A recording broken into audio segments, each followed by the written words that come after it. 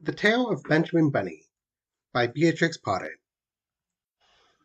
One morning, a little rabbit sat on a bank. He pricked his ears and listened to the tit-trot of a pony. A gig was coming across the road.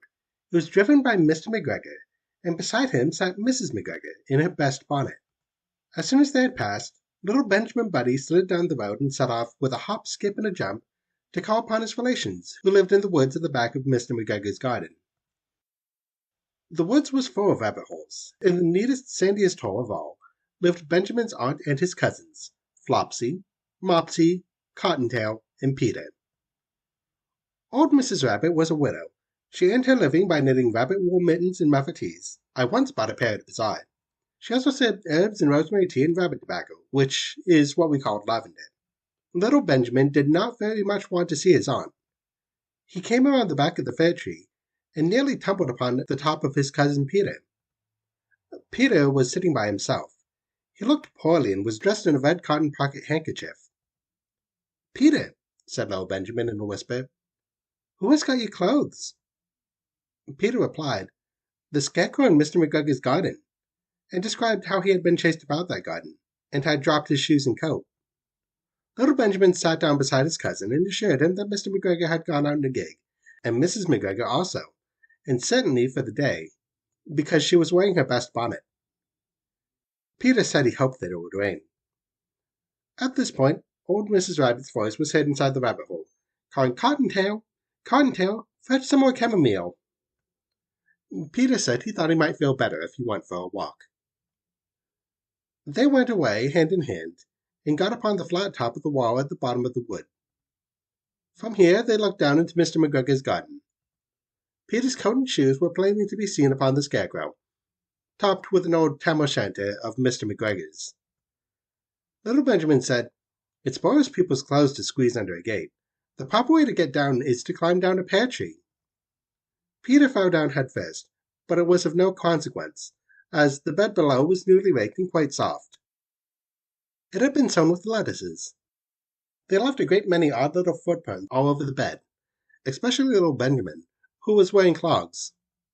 Little Benjamin said that the first thing to be done was to get back Peter's clothes, in order that they might be able to use the pocket handkerchief. They took them off the scarecrow. There had been rain during the night, there was water in the shoes, and the coat was somewhat shrunk. Benjamin tried on the tam-o'-shanter, but it was too big for him. Then they suggested that they should fill the pocket handkerchief with onions, as a little present for his aunt. Peter did not seem to be enjoying himself. He kept hearing noises. Benjamin, on the contrary, was perfectly at home and ate a lettuce leaf. He said that he was in the habit of coming to the garden with his father to get lettuces for their Sunday dinner. The name of little Benjamin's papa was old Mr. Benjamin Bunny. The lettuces were certainly very fine. Peter did not eat anything. He said he should like to go home, but presently he dropped half the onions. Little Benjamin said that it was not possible to get back up the pear tree with a load of vegetables. He led the way boldly towards the other end of the garden. They went along a little walk of planks, under a sunny red brick wall. The mice sat on the doorstep cracking cherry stones. They winked at Peter Rabbit and little Benjamin Bunny. Presently Peter let the pocket handkerchief go again. They got amongst flower pots and frames and tubs. Peter heard noises worse than ever. His eyes were as big as lollipops. He was a step or two in front of his cousin when he suddenly stopped. This is what those little rabbits saw round that corner. Little Benjamin took one look, and then, in half a minute less than no time, he hid himself and Peter and the onions beneath a large basket. The cat got up and stretched herself, and came and sniffed at the basket.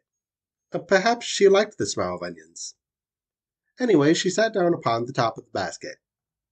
She sat there for 5 hours. I cannot draw you a picture of Peter and Benjamin underneath the basket, because it was quite dark, and because the smell of the onions was fearful. It made Peter Rabbit and little Benjamin cry. The sun got round behind the wood, and it was quite late in the afternoon, but still the cat sat upon the basket. At length there was a pitter-patter, and some bits of mortar fell from the wall above. The cat looked up and saw old Mr. Benjamin Bunny prancing along the top of the wall of the upper terrace. He was smoking a pipe of rabbit tobacco, and had a little switch in his hand. He was looking for his son. Old Mr. Bunny had no opinion whatever of cats. He took a tremendous jump off the top of the wall and onto the top of the cat, and he cuffed it off the basket and kicked it into the greenhouse, scratching off a handful of fur. The cat was much too surprised to scratch back. When old Mr. Bunny had driven the cat into the greenhouse, he locked the door. When he came back to the basket, he took out his son Benjamin by the ears and whipped him with a little switch. Then he took out his nephew Peter. Then he took out the handkerchief of onions and marched out of the garden. When Mr. McGregor returned about half an hour later, he observed several things which perplexed him. It looked as though some person had been walking all over the garden in a pair of clogs, only the footmarks were too ridiculously low.